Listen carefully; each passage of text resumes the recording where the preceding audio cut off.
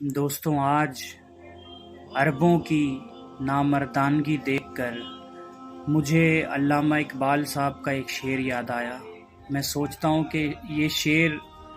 میرے اس میسج کو، اس درد کو کنوے کر سکتا ہے جو آج امت کا ہر مسلمان فیل کر رہا ہے۔ وہ شعر یہ ہے دوستوں کہ یورپ کی غلامی پہ رضا مند ہوا تو، یورپ کی غلامی پہ رضا مند ہوا تو، مجھ کو تو گلہ تجھ سے ہے یورپ سے نہیں ہے، مجھ کو تو گلہ تجھ سے ہے یورپ سے نہیں ہے۔ بالکل دوستوں، غلامی اور